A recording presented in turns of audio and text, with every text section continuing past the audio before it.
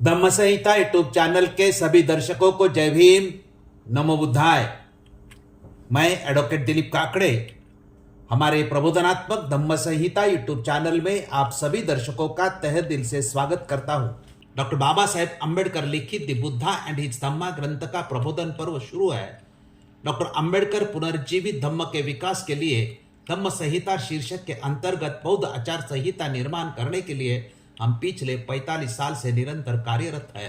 इस कार्य को सहकार्य करने का अनुरोध बौद्ध अनुयायियों को करके आज के विषय को मैं प्रारंभ करता हूं। आज के 48वें भाग का विषय दो तरह की धम्म दीक्षा ये है। बुद्धा एंड हिज धम्मा ग्रंथ में द्वितीय कार्ड धम्म दीक्षा आंदोलन का है। इसमें 8 भाग है। इसमें से पहला भाग बुद्ध और उनका विषाद योग का है और इस पहले भाग के 3 अध्याय है। उसमें से पहला अध्याय उपदेश देना अथवा नहीं देना, दूसरा अध्याय ब्रह्मा संपत्ति द्वारा शुभ घोषणा और तीसरा अध्याय 2 तरह की धम्म दीक्षा का है। पहले 2 अध्याय की जानकारी हमने 47वें भाग में दी है। आज के इस 48वें भाग में हम 2 तरह की धम्म दीक्षा का अध्ययन और विश्लेषण पेश कर रहे हैं। इसकी जानकारी बाबा साहेब अम्बेडकर जी ने 15 अंकों में दी है। पहला मुद्दा धम्म दीक्षा अर्थ का है। धम्म दीक्षा का सीधा मतलब बौद्ध धर्म को अपनाना है। धम्म दीक्षा बौद्ध धर्म के मूल्यों और शिक्षाओं को सार्वजनिक रूप से स्वीकार करने की प्रक्रिया है। इस दीक्षा में बुद्धं शरणं गच्छामि, धम्मं शरणं गच्छामि, संघम शरणं गच्छामि और अच्छे आचरण के पंचशील नियमों को अपनाया जाता है। धम्म दीक्षा एक प्रक्रिया है जिसके तहत कोई व्यक्ति बौद्ध धर्म के सिद्धांत को अपनाता है, जिसमें त्रिशरण और पंचशील शामिल है। धम्म दीक्षा केवल एक धर्म परिवर्तन नहीं है, बल्कि बुद्ध के सत्य, नैतिकता और न्याय के सिद्धांतों को अपनाने का एक आध्यात्मिक और सामाजिक आंदोलन है। किसी मनुष्य को बौद्ध धर्म को अपनाने के लिए विधिवत धम्म दीक्षा लेनी पड़ती है। बौद्ध धर्म की दीक्षा आमतौर पर बुद्ध विहारों में दी जाती है। बौद्ध धर्म की दीक्षा किसी बौद्ध भिक्षु या भिक्षुनी द्वारा अथवा किसी उपासक या उपासिका द्वारा दी जाती है। दीक्षा विधि में बौद्ध धर्म अपनाने वाले मनुष्य को त्रिशरण और पंचशील ग्रहण करना होता है। बौद्ध भिक्षुओं के लिए दीक्षा प्रक्रिया, जिसे आगे बढ़ना के रूप में जाना जाता है, आवेदक द्वारा नव सिखुओं यानी सामनेर दीक्षा के लिए वरिष्ठ भिक्षु से औपचारिक अनुरोध पबज्जा के साथ शुरू होती है। अनुमति मिलने पर आवेदक पूरे वस्त्र खरीद कर तथा विहार के भिक्षु की मदद से अपना सिर मुंडवाकर समारोह की तैयारी करता है। दूसरा मुद्दा डॉक्टर बाबा साहेब अम्बेडकर जी की धम्म दीक्षा का है। 14 अक्टूबर 1956 साल में डॉक्टर बाबा साहेब अम्बेडकर जी ने पहले खुद भदंत चंद्रमणि द्वारा धम्म दीक्षा ली और उसके बाद उन्होंने अपने अनुयायियों को दीक्षा दी। बाबा साहब ने धम्म दीक्षा में त्रिशरण पंचशील के साथ 22 प्रतिज्ञा दी है। इस 22 प्रतिज्ञा के माध्यम से डॉक्टर बाबा साहेब अम्बेडकर जी ने भारत में धम्म दीक्षा को नई ऊंचाई दी है। भारत में आमतौर पर बौद्ध धम्म ग्रहण करने के लिए डॉक्टर बाबा साहेब अम्बेडकर द्वारा बताई गई 22 प्रतिज्ञा के साथ त्रिशरण और पंचशील को अपनाया जाता है। डॉक्टर भीमराव अम्बेडकर द्वारा 14 अक्टूबर 1956 को नागपुर की धम्म दीक्षा पर 5 लाख से अधिक अनुयायियों को बौद्ध धर्म की दीक्षा देने के संदर्भ में सबसे प्रसिद्ध है, जिसमें यह दलितों के लिए बौद्ध धर्म अपनाने का महत्वपूर्ण आयोजन बन गया था। तीसरा मुद्दा 22 प्रतिज्ञा के महत्व का है।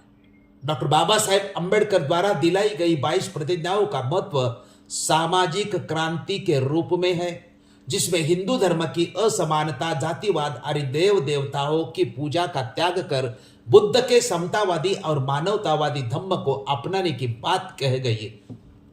यह प्रतिज्ञाएं बौद्ध धर्म अपनाने वाले व्यक्तियों के लिए नैतिक, सामाजिक और व्यक्तिगत आचार संहिता का एक मार्गदर्शक सिद्धांत है। जो व्यक्ति और समाज की मुक्ति के लिए क्रांतिकारी दृष्टिकोण प्रदान करती है। इस प्रतिज्ञा द्वारा सामाजिक क्रांति और समानता का महत्व पता चलता है। इससे सभी मनुष्य समान है और समानता स्थापित करने का प्रयास किया जाएगा। यह प्रतिज्ञाएं केवल एक धार्मिक कर्मकांड नहीं है, बल्कि ये मानव स्वभाव को प्रेरित करने और एक नई सामाजिक क्रांति के लिए एक क्रांतिकारी दृष्टिकोण प्रस्तुत करती है। इनका उद्देश्य केवल व्यक्तिगत मुक्ति नहीं, बल्कि पूरे समाज को जाति और समानता के बंधनों से मुक्त करना है। यह प्रतिज्ञाएं डॉक्टर अंबेडकर पुनरुज्जीवित धम्म के सामाजिक आंदोलन के पहलू को दर्शाती है और बौद्ध धम्म के अन्य संप्रदाय से इसके मूल विचलन को भी उजागर करती है। चौथा मुद्दा, बुद्धा एंड हिज धम्मा ग्रंथ में दिया हुआ धम्म दीक्षा के अर्थ का है। डॉक्टर बाबा साहेब अंबेडकर जी ने द बुद्धा एंड हिज धम्मा ग्रंथ में संक्षिप्त धम्म दीक्षा के दो अर्थ बताए हैं। बाबा साहब लिखते हैं कि बुद्ध की धम्म प्रचार की योजना में धम्म दीक्षा के दो अर्थ है। पहली तो भिक्खु की दीक्षा है, जिनको सामूहिक रूप से संघ कहा जाता है। दूसरी दीक्षा उपासक की दीक्षा है, अर्थात गृहस्थ बौद्ध की।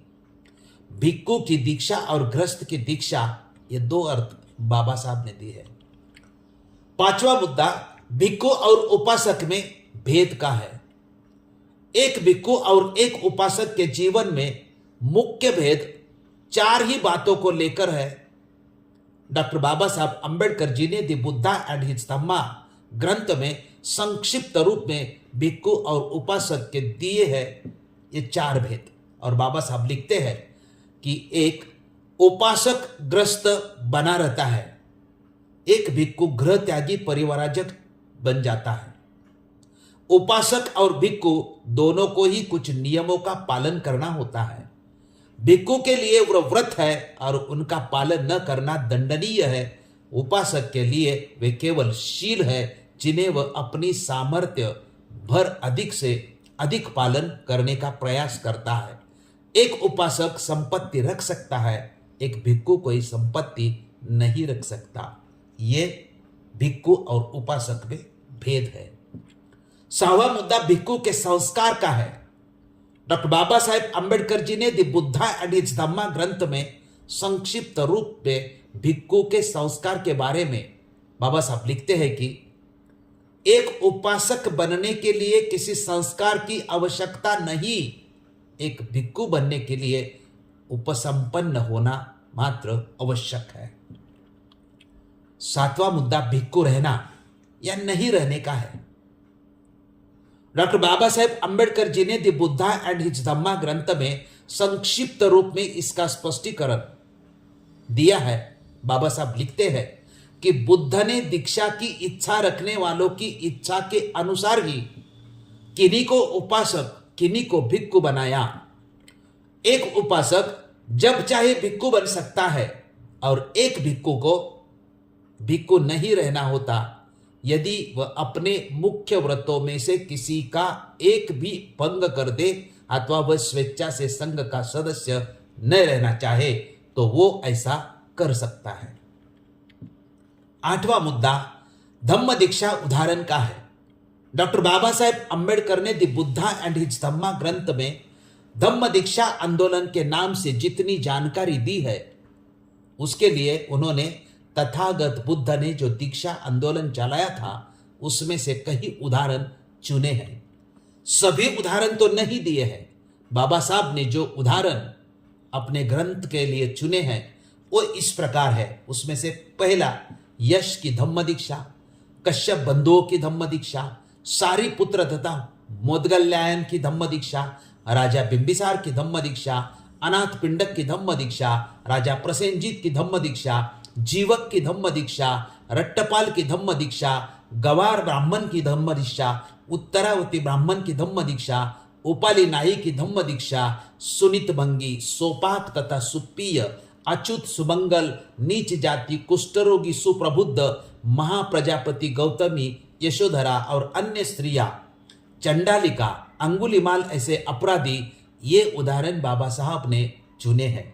इसके बारे में डॉक्टर बाबा साहेब अंबेडकर स्पष्टीकरण देते हुए लिखते हैं कि यह नहीं समझना चाहिए कि आगे के द बुद्धा एंड इट्स धम्मा ग्रंथ के पृष्ठों में धम्म दीक्षा के बारे में जिनके नाम आए हैं, बुद्ध ने केवल उन्हें ही दीक्षा किया है। जो चंद उदाहरण चुने गए हैं वह केवल यह दिखाने के लिए किया है कि दीक्षा देने अथवा अपने सद्धम्म का प्रचार करने के सिलसिले में बुद्ध न किसी की जाति का विचार करते थे और न किसी पुरुष व स्त्री होने का। सारांश, दो तरह की धम्म दीक्षा इस भाग में। पहला मुद्दा धम्म दीक्षा अर्थ का है, दूसरा मुद्दा बाबा साहब अंबेडकर जी की धम्म दीक्षा का, तीसरा मुद्दा धम्म दीक्षा के अर्थ का, चौथा मुद्दा भिक्खु और उपासक में भेद का है, पांचवा मुद्दा भिक्खु के संस्कार का है, छठवां मुद्दा भिक्खु रहना या नहीं रहने का है, सातवां मुद्दा धम्म दीक्षा का उदाहरण है। इन सभी मुद्दों का अध्ययन करने से यह अनुमान स्पष्ट होता है कि धम्म दीक्षा एक प्रक्रिया है जिसके तहत कोई व्यक्ति बौद्ध धर्म के सिद्धांतों को अपनाता है। धम्म दीक्षा केवल एक धर्म परिवर्तन नहीं है बल्कि बुद्ध के सत्य, नैतिकता और न्याय के सिद्धांतों को अपनाने का एक आध्यात्मिक और सामाजिक आंदोलन है। किसी मनुष्य को बौद्ध धर्म को अपनाने के लिए विधिवत धम्म दीक्षा लेनी पड़ती है। 22 प्रतिज्ञा का महत्व भी अनन्य साधारण है। दो तरह की दीक्षा, धम्म दीक्षा, इस भाग की जानकारी और स्पष्टीकरण सुना और देखा उसके लिए सभी दर्शकों का आभार व्यक्त करता हूँ। धन्यवाद।